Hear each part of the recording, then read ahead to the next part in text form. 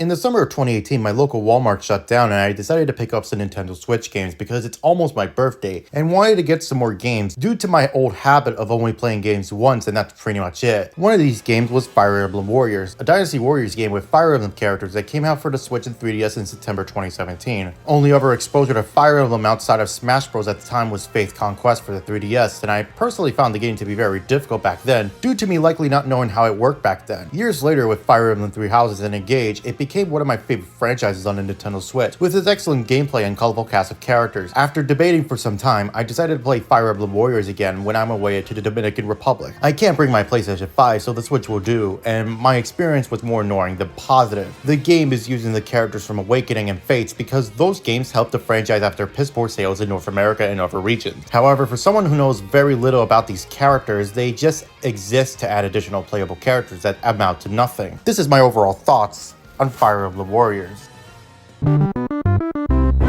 I have an extra grind with the story and how they treat the characters. For starters, I didn't play Awakening and I never got far in Fate's Conquest, one of two Fate games for the 3DS, so I have very little experience with those characters. The issue I have with them is that they only exist to add party members and a somewhat device for a shield that doesn't matter in the end. They only really exist because it's technically a crossover game. The new characters in this game are way too fake for my liking and are just your typical Japanese protagonist good guys who do nothing but bitch and have the power of friendship on their side to get through the game about saving their kingdom from this cryptic shit that just happens for plot. For a 10-hour experience, it's fine, but it's likely forgettable at best, and that's disappointing since Fire Emblem is about war and the bonds between characters actually matter. But then again, it's likely a me thing than the game, but whatever.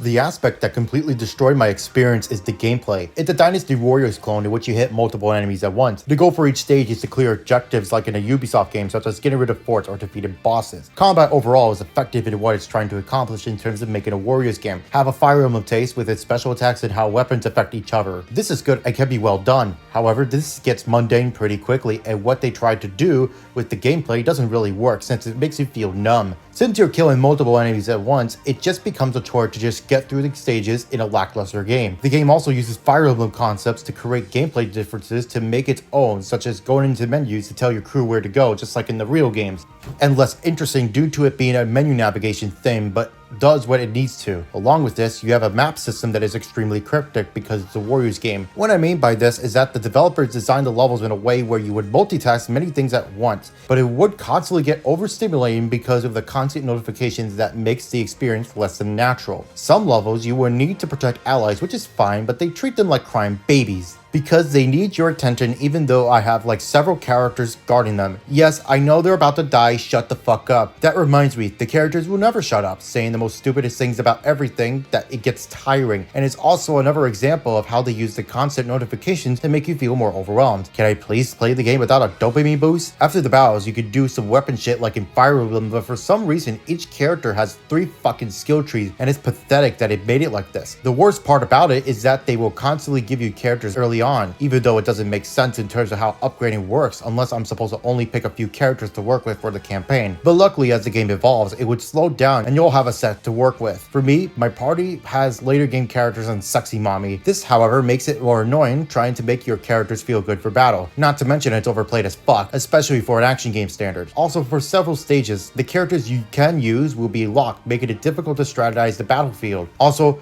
why not have up to 8 playable characters during a game? It would be more interesting, but it's likely this due to multiplayer, which I haven't done at all. So yeah, plenty of piss poor and uninspired game design that will make you feel numb sometimes. I think this is the intention because a game like this is supposed to be made for the fans, but like with the story, it doesn't make sense and it's just something you find at a portable carnival.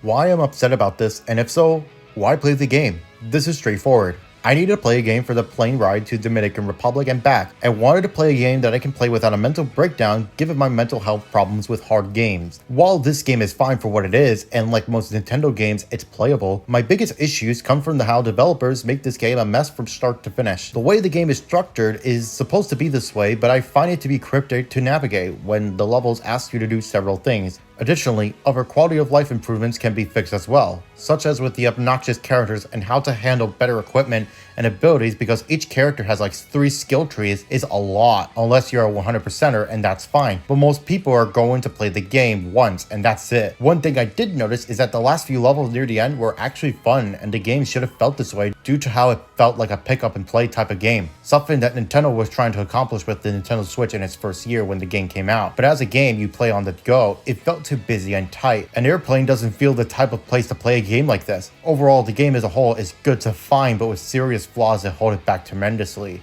Luckily, the next Fire Emblem games will be successful if those ever happen.